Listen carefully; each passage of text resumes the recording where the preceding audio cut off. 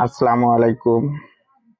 সকলকে জানাই রমজানের শুভেচ্ছা ও ভালোবাসা।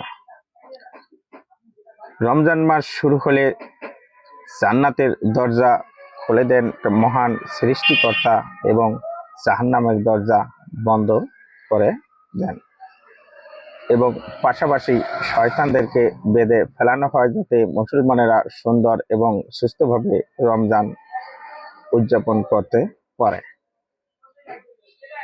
তাই প্রিয় বন্ধুরা, আপনারা দেখবেন মূল শয়তানকে বেঁধে রেখেছেন, কিন্তু এই দুনিয়াতে কিছু শয়তান আছে।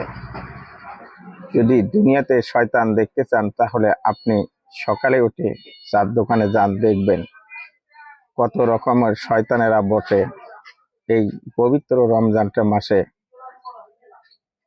খাওয়া দাওয়া শুরু করেছে। এগুলো হলো প্রকৃত শয়তান এবং পাশাপাশি প্রতিটি চার দোকান দেখবেন এমনটা ভাবে সাজাচ্ছে মনে হয় বাসর রাত সাজাচ্ছে।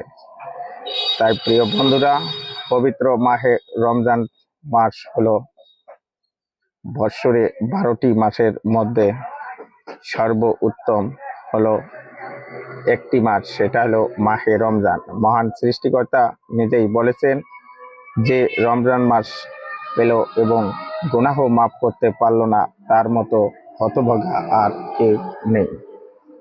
তাই প্রিয় বন্ধুরা, আমরা পবিত্র রমজান মাস পেয়েছি, জানি না আগামীতে পাবো কিনা। তাই এই রমজান মাসের মর্যাদা যথাযথভাবে আমরা পালন করব এবং এই রমজান মাসে 30টি রোজা সম্পূর্ণ করে মহান সৃষ্টিকর্তার নৈকট্য অর্জন করব। রমজান মাস হলো একটা পবিত্র মাস এবং মুসলমানদের একটা শান্তি সম্পূর্ণ মাস। আপনি সারাদিন রোজা রাখার পর দেখবেন সন্ধ্যাবেলায় ইফতারের সময় যখন এক গ্লাস পানি পান করবেন তখন কত যে তৃপ্তি লাগবে। তাই প্রিয় বন্ধুরা, রমজান মাসে হেলায় খেলায় কেউ আমরা কেটে দেব না।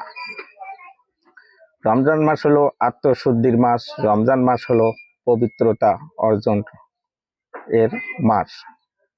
তাই রমজান মাসের পবিত্রতা আমরা বজায় রাখবো। এই পৃথিবীতে কেউ আমরা থাকবো না, কেউ আগে এবং কেউ পরে চলে যাব। তাই জানি না এই রমজান মাস আগামীতে পাবো কিনা, এটা কোনো নিশ্চয়তা নাই। আপনারা জানেন আসার সিরিয়াল আছে কিন্তু যাওয়ার কোনো সিরিয়াল নেই।